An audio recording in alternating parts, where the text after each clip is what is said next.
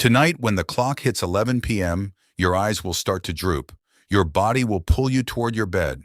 You will not fight it. You will simply go. Hitler did the opposite.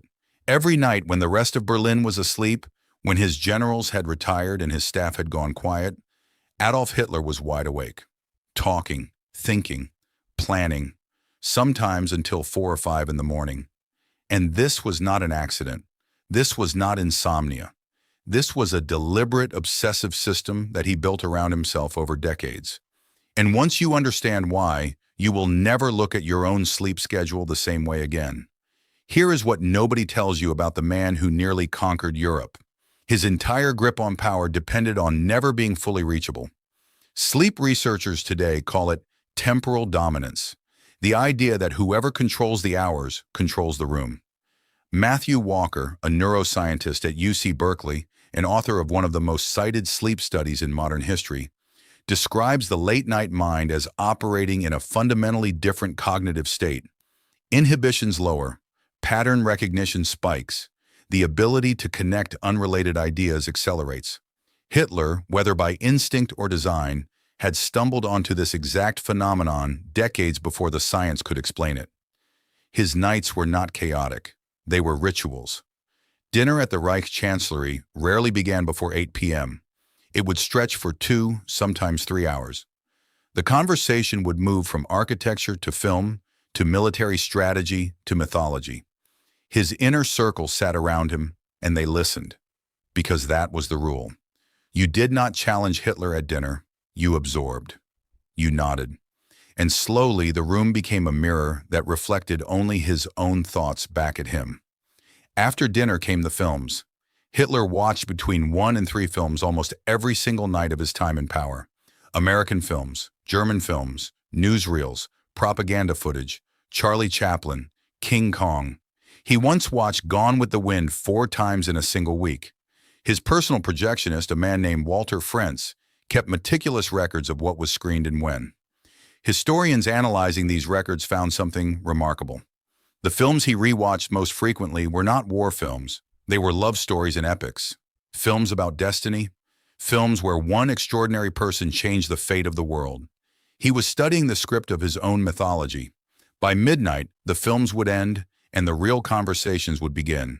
These were the monologues, long, winding, unpunctuated streams of thought that his secretaries, Christa Schroeder and Traudl Junge, were required to transcribe in real time. Junge later described these sessions in her memoir as exhausting and hypnotic in equal measure. Hitler would pace, he would stop. He would stare at a wall and then suddenly speak with total certainty about a decision that had apparently formed fully in his mind, while everyone else was simply trying to stay awake. This was the architecture of control. Because here is what was happening while Hitler talked until 4 a.m. His generals were sleeping. His rivals were sleeping. His enemies, both inside Germany and outside it, were locked into the rhythms of normal human biology. They were vulnerable in a way that he was not. Or at least, that is what he believed. And belief in the machinery of fascism is the engine. Psychologist Robert Cialdini, in his landmark research on influence and authority, identified nocturnal isolation as one of the most effective tools for constructing an aura of exceptionalism. Leaders who appear to operate outside the boundaries of normal human need, who do not tire, who do not stop, who are always already thinking while others rest, trigger a specific psychological response in followers. Not just admiration, dependence. The sense that this person sees something you cannot see, that they are always one step ahead. Hitler engineered this perception with extraordinary precision. His staff were never told what time he would wake. They were told to be ready. His day could begin at noon or at 2 p.m. Meetings were scheduled, canceled, rescheduled. No one in his orbit ever felt settled, because a settled subordinate is an autonomous subordinate. And autonomy in Hitler's court was a form of resistance. Sleep deprivation researcher David Dingus at the University of Pennsylvania has documented what happens to human judgment after repeated nights of disrupted or delayed sleep. Decision-making becomes reactive. Risk tolerance narrows. The ability to challenge authority weakens. By controlling the schedule of everyone around him, Hitler was, in effect, slowly degrading the cognitive capacity of the very people who might otherwise have pushed back. He was not just a dictator, he was a sleep architect. But here is the counterintuitive twist. The system that gave him power was also the system that destroyed him. By 1942, the late-night monologues had become something darker. The conversations grew more disconnected, the certainty more brittle.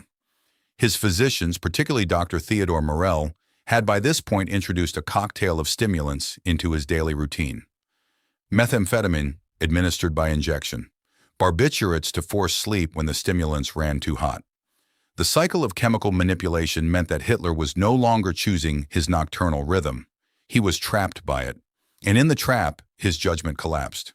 The decisions made in those late-night sessions after 1942, the order to hold Stalingrad at all costs, the refusal to authorize a counterattack at Normandy until it was too late, the increasingly paranoid readings of military maps in the final months in the Berlin bunker, all of them share a common texture. They are the decisions of a mind that has been awake too long and stimulated too hard and cut off too completely from real information. A mind folded in on itself. Historian Ian Kershaw, in his exhaustive 2-volume biography of Hitler, makes a striking observation. The man who rose to power on the strength of an unconventional schedule was ultimately undone by the same unconventionality, taken past its functional edge into something closer to psychological collapse. The late nights that made Hitler dangerous also made him delusional. Now think about your own life. Think about the nights you stayed up too late because something felt unfinished. Think about how your best ideas sometimes arrive just before sleep, in that strange liminal space where the day's noise has died and your mind finally has room to move. You have felt what Hitler weaponized. The specific clarity of the late night, the sense of being awake in a world that is resting. The difference is what you do with it. There is a version of the nocturnal mind that is creative and connective and sharp. Researchers at Harvard Medical School studying circadian rhythm and cognitive flexibility have found that approximately 25% of the population are what chronobiologists call genuine evening types. Their brains genuinely function at higher capacity in the late hours. Their working memory is stronger. Their ability to synthesize complex information peaks after 10 p.m. But there is a threshold. Cross it consistently, extend it chemically, use it not for creation but for domination, and the same system turns. The clarity becomes paranoia. The certainty becomes rigidity. The sense of exceptional awareness becomes a closed loop with no input and no correction. Tonight, when the clock hits 11 p.m. and your body pulls you toward sleep, you will have a choice. And somewhere in that choice is a very old lesson about power and limits and what happens when a person mistakes staying awake for staying sharp. Hitler never learned the difference. The question is whether you do.